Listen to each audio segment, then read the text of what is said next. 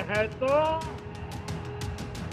एक है तो एक है तो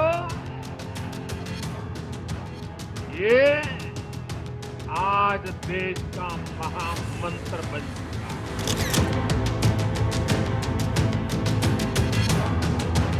जिन लोगों ने अपनी पार्टी में एक मुसलमान को मिनिस्टर नहीं बनाया, एक को टिकट नहीं दिया, वो आज मुसलमानों को सौगात दे रहे हैं।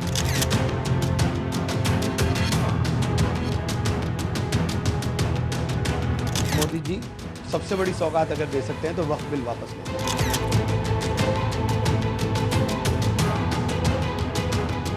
कानून ट्रिपल तलाक ये सर्वविदित,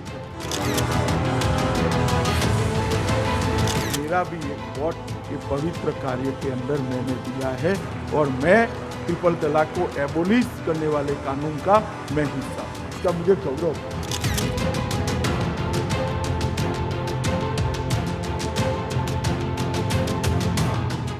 ग्रीस के मशहूर दार्शनिक हेराक्लिटस ने कहा था, the only constant in life is change. यानी आप ये कह सकते हैं कि परिवर्तन संसार का नियम है और देश की सियासत भी वक्त वक्त पर बदलती रहती है। महाराष्ट्र और दिल्ली के विधानसभा चुनाव से पहले बटेंगे तो कटेंगे और एक है तो सेफ है जैसे नारों का शोर अब राजनीति में थमने लगा है। और ये भी मत समझिए कि राजनीति औरंगजेब के महिमा मंडन और राणा सांगा पर विवादित बयान पर मचे घमासान में उलझी। सियासत आने वाले चुनाव की तैयारियों में जुट गई है। मोदी, शाह और संघ की रणनीति अब 80-20 के सहारे वोट बटोरने भर की नहीं रह गई। अब वो 100% यानी 100% वोट और वोटर को अपने साथ जोड़ने में जुटी है। रमजान में सौगाते मोदी सिर्फ बीजेपी का एक कार्यक्रम भर नहीं, इसके संदेश दूरगामी, वोटर के लिए भी और नेता नगरी के लिए। तो क्या है बीजेपी की रणनीति? इस साल के अंत तक बिहार और फिर अगले साल पश्चिम बंगाल में चुनाव है और इन चुनाव से पहले सभी पार्टियां अपनी गोलबंदी में जुट चुकी। तो एक तरफ इफ्तार पार्टी पर जोर है तो वहीं दूसरी ओर सौगाते मोदी का शोर। सड़क पर नमाज का विरोध है तो पसमानदा मुसलमानों को साथ लाने की होड़ भी। वक्फ बिल को लेकर मुसलमान नाराज हैं तो सौगाते मोदी से उन्हें मनाने की कोशिश।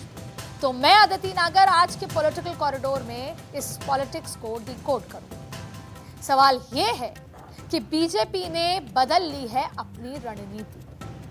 क्या एक है तो सेफ है कहने वाली बीजेपी मुस्लिम संतुष्टिकरण की सियासत करके अपना वोट सेफ करना चाहती है? और इससे भी बढ़कर क्या है बीजेपी की रणनीति का वो पहलू जिससे विपक्ष देख तो रहा है लेकिन शायद समझ नहीं पा रहा? मैं ये क्यों कह रही हूं ये भी आपको बताऊंगी, लेकिन पहले सौगाते मोदी क्या है ये समझ लीजिए।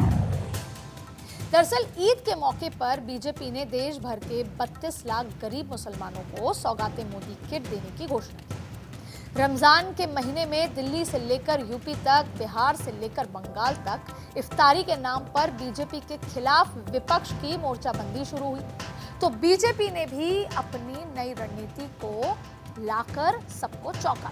2024 के चुनाव में मुसलमानों को करीब लाने के लिए बीजेपी ने शुक्रिया मोदी भाईजान नाम की मुहिम चलाई और अब बीजेपी की पार्टी मुसलमानों के लिए एक नया आउटरीच प्रोग्राम लेकर आई है जिसका नाम है सौगाते मोदी। बीजेपी की तरफ से करीब 32 लाख मुसलमानों को ईद के मौके पर सौगाते मोदी किट भेंट की जा रही है। अब इस किट में क्या क्या है?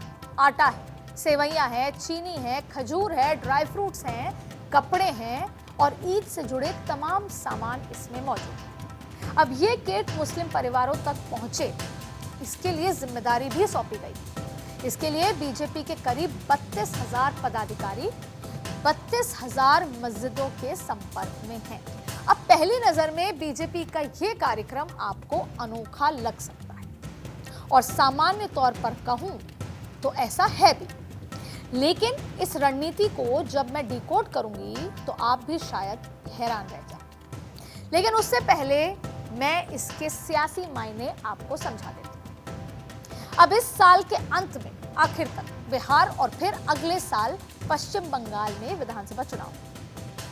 ध्यान से सुनिए, बिहार में करीब 20% मुस्लिम वोटर हैं, तो वहीं 2011 की अगर जनगणना को रेफर किया जाए उसके मुताबिक पश्चिम बंगाल में करीब 27% मुस्लिम वोटर।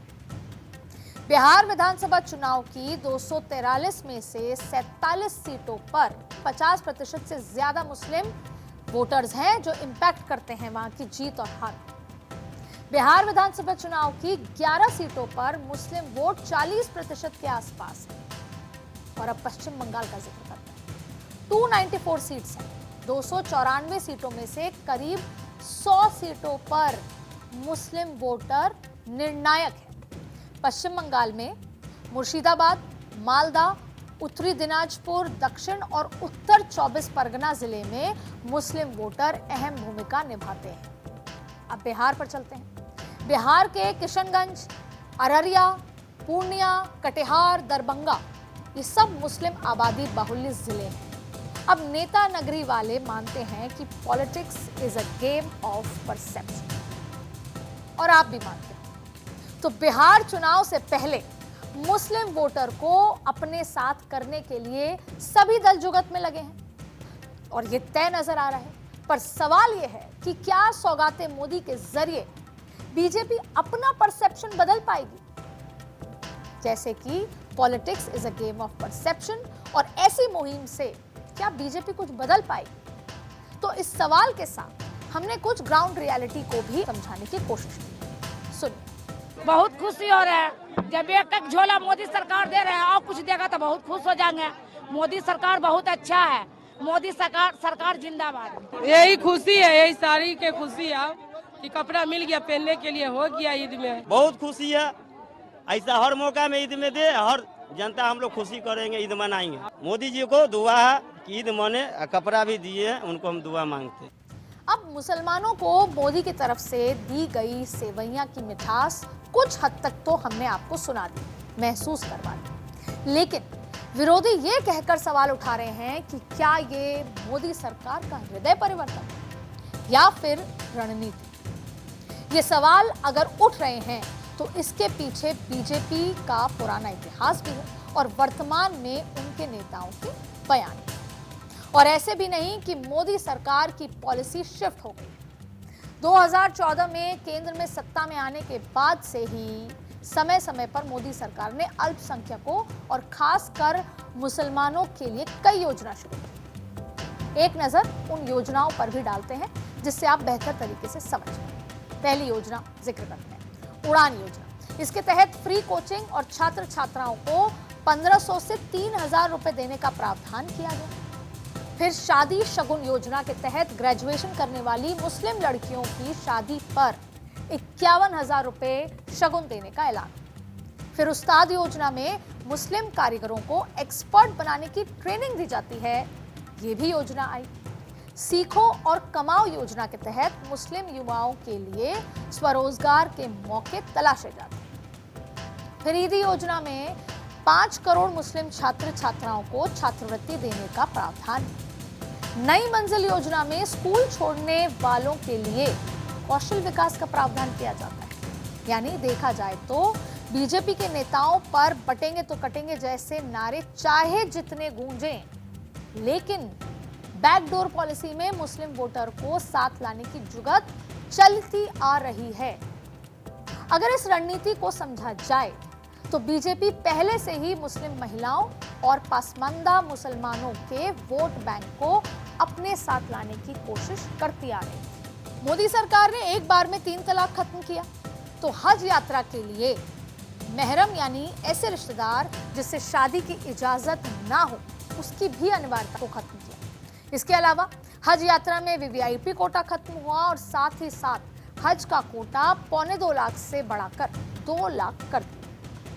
हज यात्रा पर जीएसटी 18% से घटाकर 5% कर दी। वक्फ की संपत्ति की जियो टैगिंग का ऐलान हुआ, साथ ही साथ वक्फ संपत्ति पर स्कूल, कॉलेज, अस्पताल बनवाने की बात। मुस्लिम लाभार्थियों की ये लिस्ट इतनी भर नहीं। सरकारी योजनाओं के मुस्लिम लाभार्थियों की बात करें तो 31 मार्च 2022 तक प्रधानमंत्री आवास योजना में कुल 68 लाख घर बने। इसमें 14,13,000 घर मुसलमानों के लिए, यानी योजना के तहत बने जो पूरे मकान थे, कुल मकान उसका करीब लगभग 21% और टू बी प्रिसाइज 20.77% मुसलमानों के लिए बने। और अब प्रधानमंत्री मुद्रा योजना की भी डिटेल समझ लेते हैं, आपके सामने में रखते हैं। यहाँ कितने मुसलमानों को प्रधानमंत्री के इस योजना का लाभ मिला है।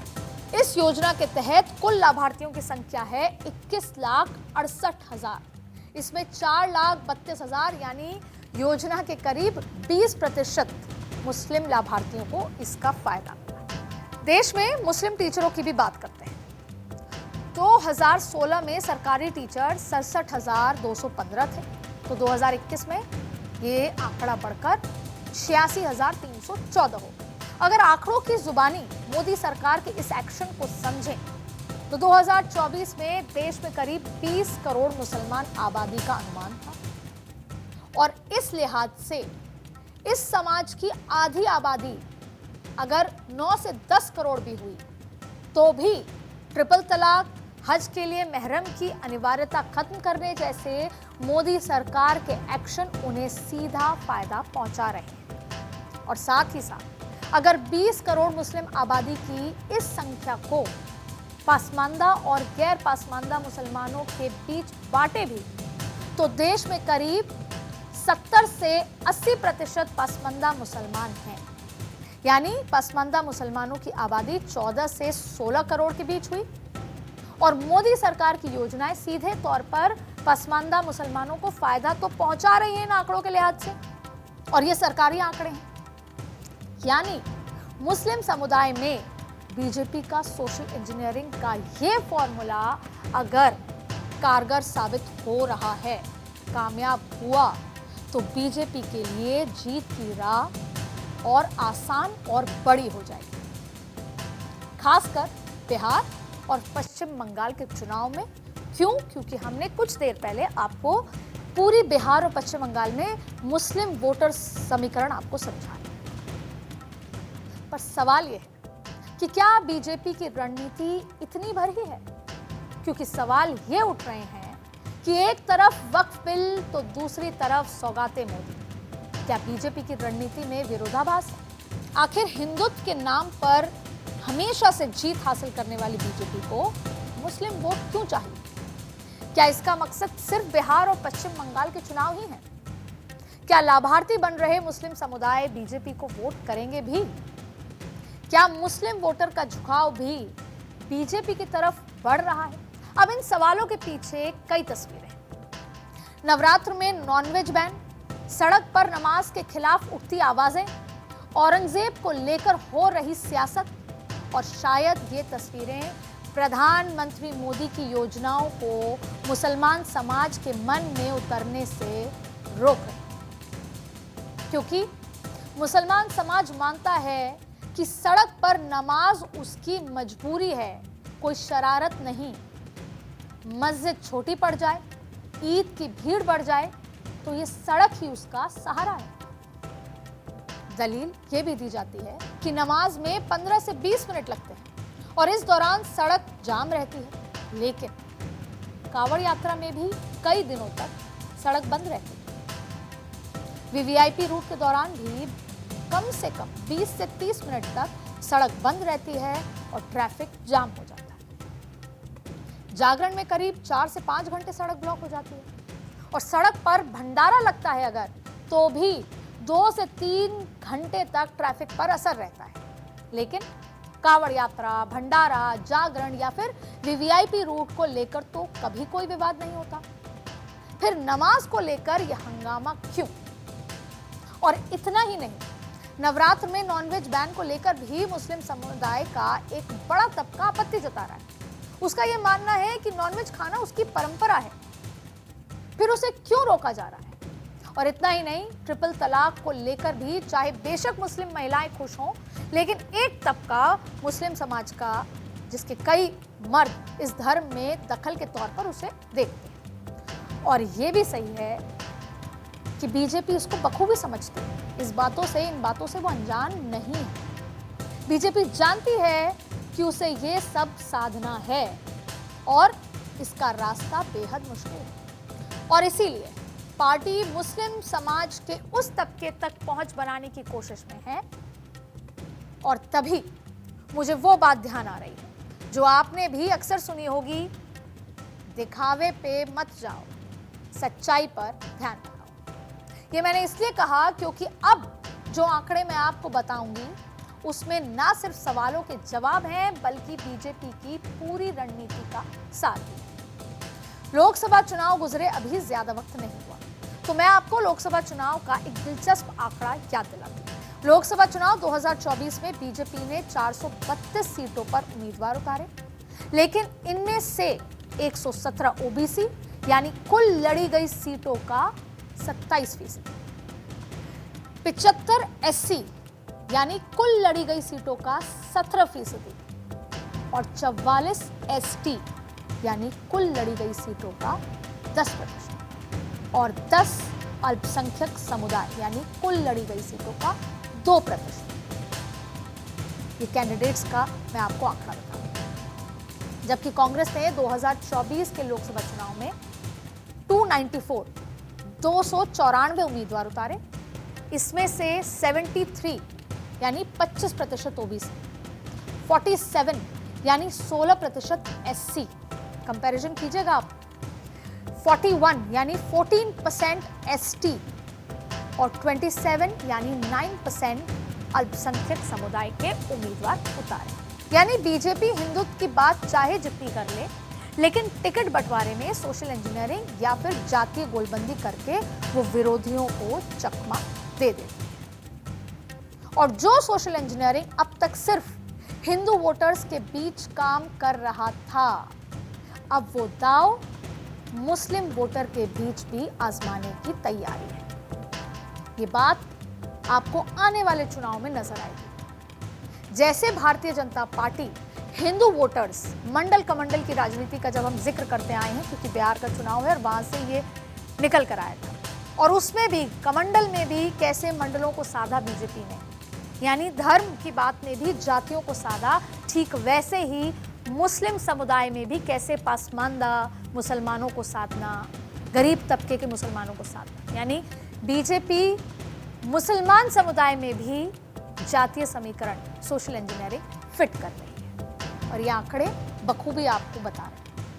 अब गुजरात में बीजेपी अपने इस फॉर्मूले पर काम करके निकाय चुनाव में जीत हासिल करने में कामयाब हो चुकी। 18 फरवरी को गुजरात में हुए स्थानीय निकाय चुनाव में नतीजों में बीजेपी ने नगर पालिका, नगर निगम और जिला और तालुका पंचायतों की कुल 2171 सीटों में से 1608 सीटों पर कब्जा जमाया। 66 नगर पालिकाओं में बीजेपी के टिकट पर 82 मुस्लिम उम्मीदवार जीतकर आए। पार्टी ने इस चुनाव में 210 मुसलमान उम्मीदवार मैदान में उतारे थे, जिसमें 21 निर्विरोध चुने गए।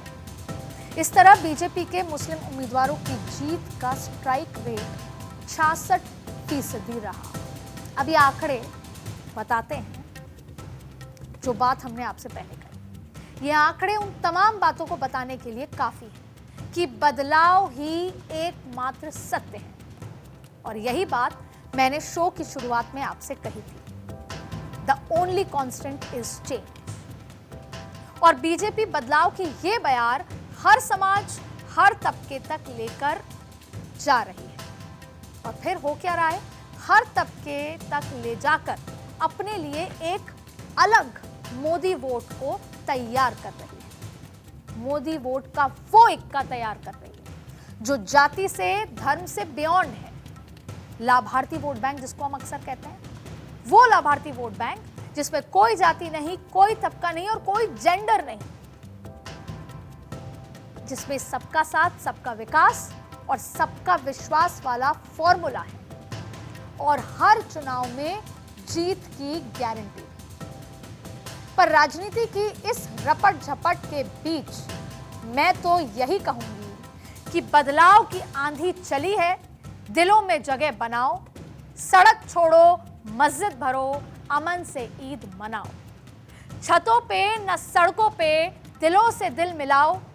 ईद हो या नवरात्रि, एक साथ मनाओ। आप सभी को ईद की और नवरात्रि की शुभकामनाएं। आज के पॉलिटिकल कॉरिडोर में बस इतना ही।